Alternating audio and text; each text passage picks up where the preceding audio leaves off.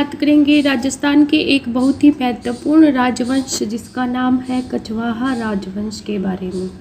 मित्रों, जैसा कि कछवाहा राजवंश के नाम से ही पता चलता है कि ये कोई विशेष वंश है, कछवाहों से इसका कोई संबंध रहा। आखिर ये कछवाहा नाम कहाँ से आया है?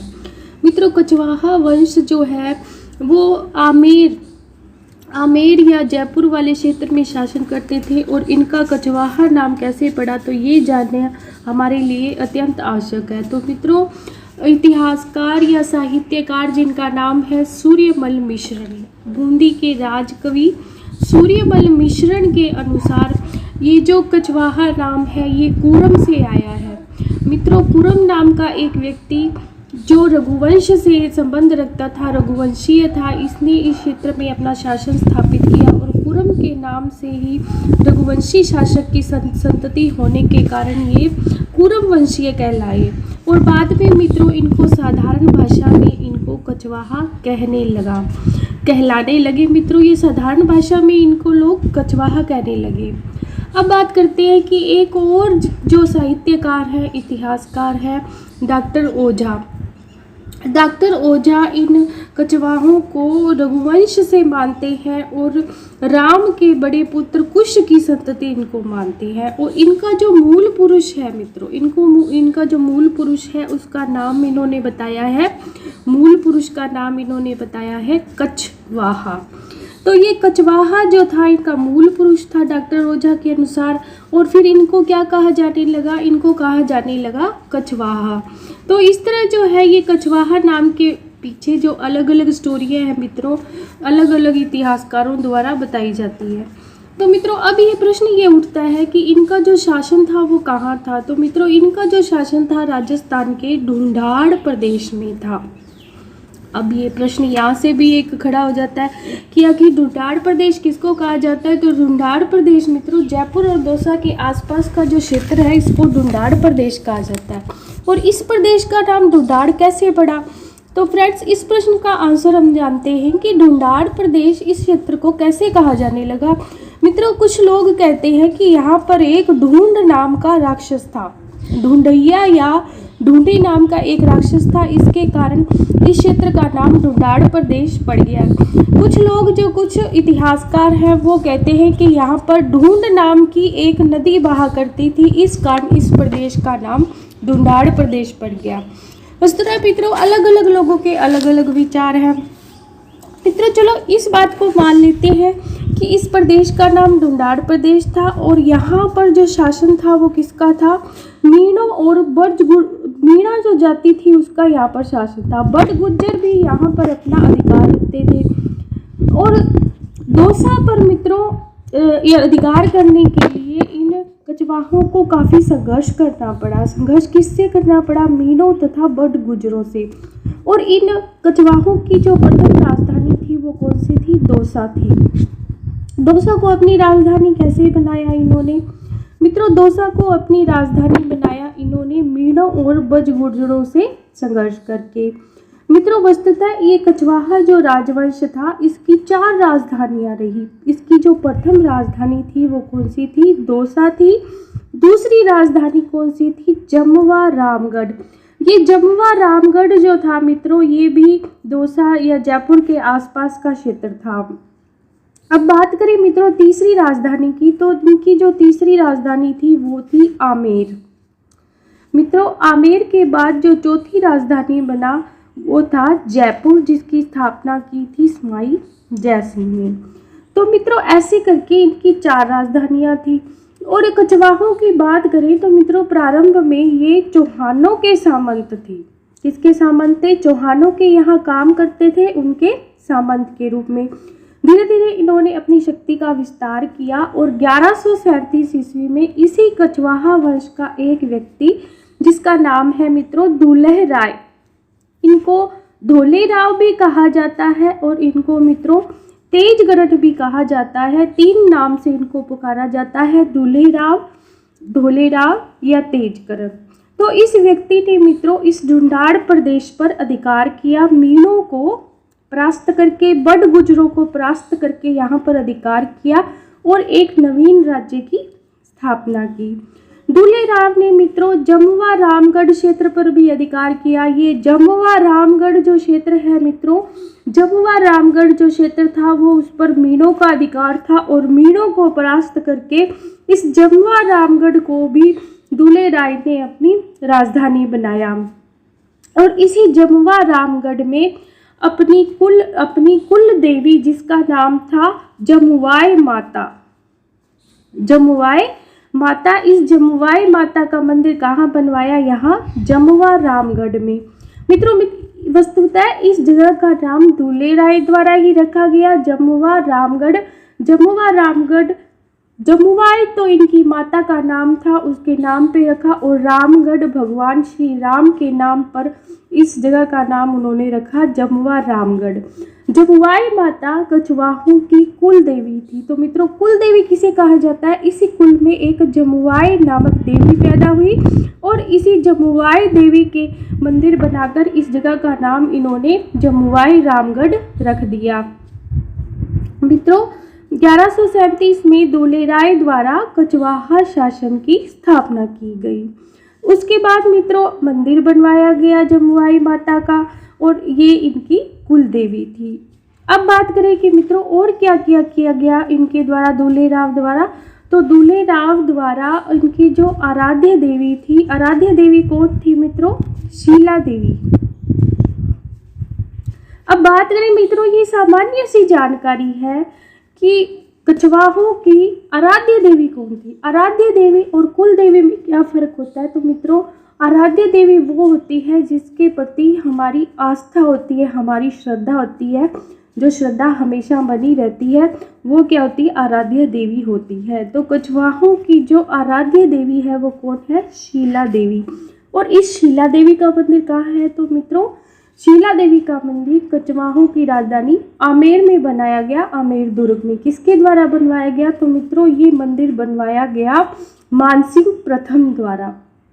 मित्रों इस मंदिर की विशेष बात यह है कि इस मंदिर में जो मूर्ति है, इस मंदिर में जो शीला देवी की जो मूर्ति लगी है मित्रों, वो मानसिंह द्वारा बंगाल से लाई गई। बंगाल का एक स्थान मित्रों जिसका नाम है जसोर, जसोर नामक स्थान से ये मूर्ति लाकर इस मंदिर में स्थापित की गई, जिसे शीला देवी नाम से आराधना की जाती है। मित्रों इस मंदिर में शीला देवी को 2.5 प्याला शराब का प्रसाद चढ़ाया जाता है, जिसे क्या कहा जाता है? जिसे चरणामृत की संज्ञा दी जाती है। तो मित्रों ये एक सामान्य जानकारी थी कछवाहा वंश की। इसके बाद हम बात करें कि ये जो कछवाहा वंश है मित्रों, इसका जो झंडा है, इसका जो ध्वज है, इसमें 5 रंग है। कितने रंग है? 5 रंग है। इसकी आकृति कुछ इस तरह बनी हुई है कि इस झंडे के पास मित्रों एक मीणा जाति का एक व्यक्ति खड़ा है, जिसके हाथ में एक भाला है। तो मीणा जाति का एक व्यक्ति खड़ा है जिसके हाथ में भाला है, तो इसका मतलब ये है कि ये जो मीणा जाति थी ये इनकी क्या थी? प्रमुख सहायक जाति रही थी कछवाहों की। इसलिए इनके राष्ट्रीय जो इनका जो राज्य का जो ध्वज है उसके पास मीणा जाति का एक व्यक्ति खड़ा है। ये बात हमें इस ध्वज से पता चलती है। अब मित्रों इसके साथ साथ हमारे लिए ये जानना भी आवश्यक है कि ये जो इनका ध्वज है जयपुर रियासत का, आमेर के वंशजों का, कछवाहा वंशजों का जो ध्वज है उसमें 5 रंग कौन कौन से हैं? तो इसमें मित्रों 5 रंग है, लाल, सफ़ेद, नीला, पीला और हरा। तो ये 5 रंग है जो इस ध्वज में है, इसको पंचरंगी ध्वजा का नाम दिया जाता है। मित्रों इस ध्वजा पे कुछ अंकित भी है, लिखा हुआ क्या है कि हमेशा धर्म की ही विजय होती है, हमेशा धर्म की ही विजय होती है, ये इस ध्वज पर अंकित है। तो मित्रों इस तरह ये जो सामान्य जानकारी देते हुए मैं आपको कछवाहा वंश को पढ़ाऊंगी। एक एक मोटा चित्र जो है आपके दिमाग में बन जाएगा अगर आप कछवाहा वंश की सामान्य जानकारी प्राप्त करेंगे। मित्रों यद्यपि दूल्हे राव जो था, दूल्हे राव के बाद और भी कई शासक हुए जो इतने इम्पोर्टेंट नहीं है, लेकिन उनके बारे में उनके नाम जो है मित्रों वो हमारे लिए जानना बहुत जरूरी है। जैसे मित्रों बात करें हम कोकिल देव की, तो कोकिल देव ने क्या खास बात थी मित्रों। कोकिल देव जो दूल्हे राय के बाद शासक बना, इस कोकिल देव ने आमेर को अपनी राजधानी बनाया। आमेर के मीणों को परास्त कर वहां पर अपनी राजधानी स्थापित की। आमेर जो इन कछवाहों की तीसरी राजधानी थी। मित्रों बात करें तो इनका जो शासन था वो 1207 ईस्वी में शुरू होता है और इन्होंने यादवों को भी हराया। यादवों को हराकर बेराठ और मेड़ जो क्षेत्र था उस पर अधिकार किया। बेराठ क्षेत्र मित्रों ये भी जयपुर के अंतर्गत ही आता है। इसी वंश के नरूका ने नरु से नरूका तथा शेखा से शेखावती वंश शाखाएं निकली। जिस भाग में शेखा ने राज्य स्थापित किया मित्रों, वहाँ जो क्षेत्र था उसको शेखावती नाम से पुकारा गया। मित्रों इसी वंश का एक जो शासक था जिसका नाम था राजदेव। इस राजदेव की क्या खास बात थी, तो इसने 1237 ईस्वी में आमेर के जो महल हैं, आमेर के जो प्रसिद्ध महल थे उनमें कदमी महलों का निर्माण करवाया। कदमी महलों की क्या विशेष बात है मित्रों, यहाँ पर जो छतरियाँ बनी हुई है उनमें कछवाहा शासकों का राज तिलक किया जाता था। तो ये कदमी महल किसके द्वारा बनाए गए, ये कदमी महल बनवाए गए राजदेव द्वारा। इसी वंश में मित्रों कछवाहा वंश का पचपन देव क्या था, एक शक्तिशाली शासक था। इसके बाद मित्रों मलसी देव, जिले देव, किलहण, कुंतल, उदयकरण, नरसी, उदरण व आदि शासक हुए, जिनमें कुछ महत्वपूर्ण बात नहीं थी मित्रों। लेकिन जो चंद्रसेन था, चंद्रसेन का उत्तराधिकारी पृथ्वीराज, ये पृथ्वीराज जो था इस वंश का बहुत ही प्रतापी शासक था। 1527 में ये खानवा के युद्ध में महाराणा सांगा के साथ लड़ता हुआ वीर गति को प्राप्त हुआ। मित्रों पृथ्वीराज का छोटा पुत्र जिसका नाम था पूर्णमल, इस पूर्णमल का जो शासन है वो 1527 से लेकर 1533 ईस्वी तक माना जाता है मित्रों। और ये था पृथ्वीराज का छोटा पुत्र और इसकी जो माता थी वो थी बालाबाई। अब ये बालाबाई कौन थी, तो ये बालाबाई बीकानेर के लूणकरण की पुत्री थी और इसने लूणकरण ने ही इस पूर्णमल को गद्दी पर बिठाया था। अब पृथ्वीराज का बड़ा पुत्र पूर्णमल जो था वो जब डेथ हो जाती है तो पृथ्वीराज का बड़ा पुत्र जिसका नाम था भीमदेव, मित्रों ये भीमदेव पूर्णमल के बाद शासक बनता है और ये पूर्णमल को हराकर गद्दी पर बैठता है। इसके बाद मित्रों रतन सिंह शासक बनता है। रतन सिंह क्या था, स्वभाव से अयाशी था। जयपुर की जो आमेर की जो प्रजा थी इससे बिल्कुल भी प्रसन्न नहीं थी और इसका जो शासन का कार्य था वो सब कौन संभालता था, राय मलोत नाम का एक मंत्री था जो इसके शासन का सभी कार्य संभालता था। इसके शासन में एक खास बात ये हुई कि रतन सिंह द्वारा पहली बार किसी अफगान कौन था मित्रों, इस समय भारत पर किसका आक्रमण हुआ था, तो इस टाइम शेरशाह सूरी, अफगान शासक शेरशाह सूरी की अधीनता स्वीकार की किसने, रतन सिंह ने।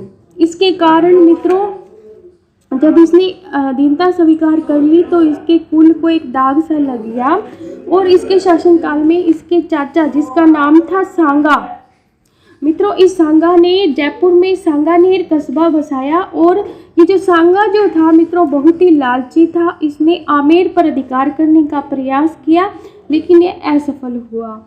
मित्रों इसके छोटे भाई आस्करण ने जहर देकर रतन सिंह की हत्या कर दी और स्वयं शासक बन गया।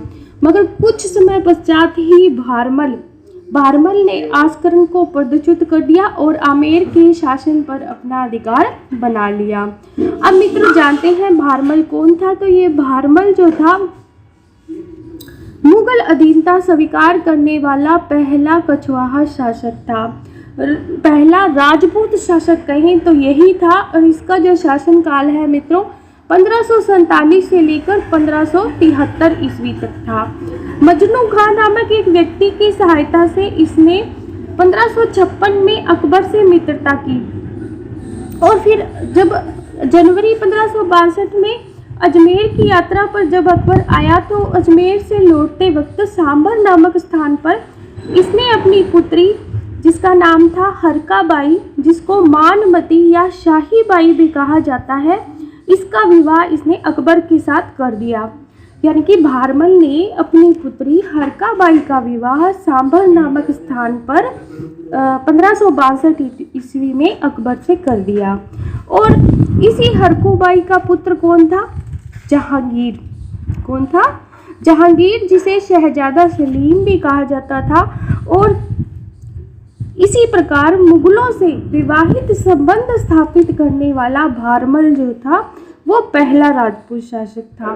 मित्रों, 20 जनवरी 1562 को ही सांभर में ही इसने अपने पुत्र भगवान दास और इसका पोता जिसका नाम था मान सिंह के साथ अकबर की अधीनता भी स्वीकार कर ली। अकबर ने भारमल को 5000 का मनसब दिया और साथ साथ इसको उपाधि किसकी दी? तो अमीर उल अमरा की उपाधि दी। किसकी दी? अमीर उल उमरा की उपाधि किसको दी गई? भारमल को दी गई। किसके द्वारा दी गई? अकबर के द्वारा दी गई। तो ये प्रश्न यहाँ से इम्पोर्टेंट बनता है कि भारमल को अकबर द्वारा कौन सी उपाधि दी गई? तो अमीर उल उमरा, ये जो उपाधि है भारमल को दी गई और 5000 का मनसब दिया गया। तो फ्रेंड्स, हम आगे जानेंगे कछवाहा वंश के बारे में। फिलहाल इतना ही। धन्यवाद। Please like, subscribe and share this video.